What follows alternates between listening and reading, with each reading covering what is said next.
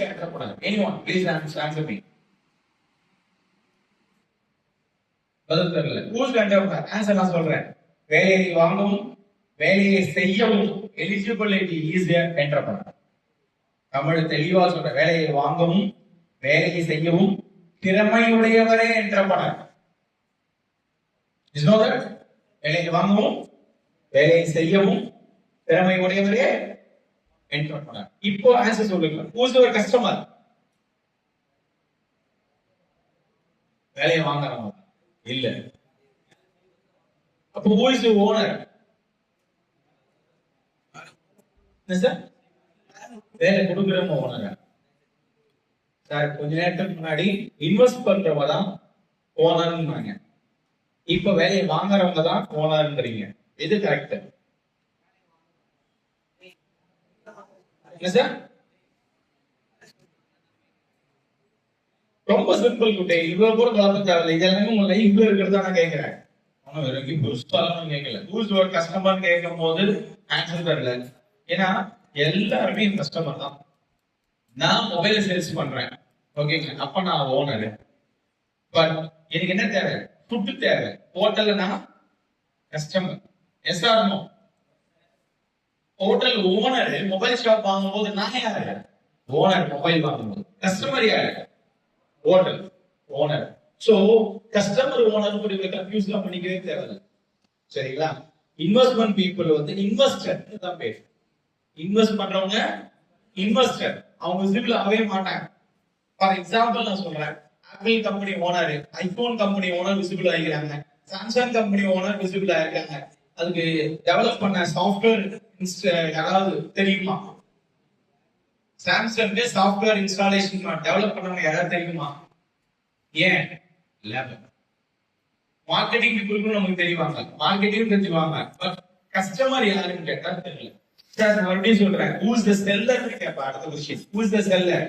நீங்க கேட்கிற மாதிரி பொருளை வாங்கி விற்கிறவன் செல்லர். Yes or no?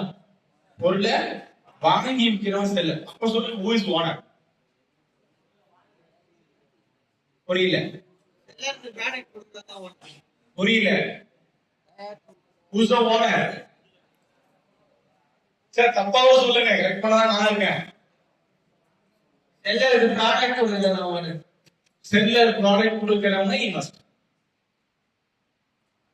ஏன்னா அவர் என்ன காசு வாங்கி பொருள் தராரு, இவன் என்ன பண்றா? காசை வாங்கின பொருள் வாங்கிக்கிறார். அப்ப இங்க என்ன நடக்குது? மணி. சரியா? Who's the seller? Sorry, who is the owner?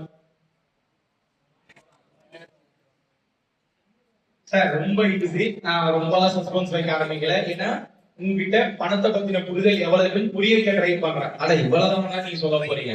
S, who's the customer? What's your need? Need asking the people is a customer. இதுதான் நான் உங்களுக்கு சொல்லி இருக்குது.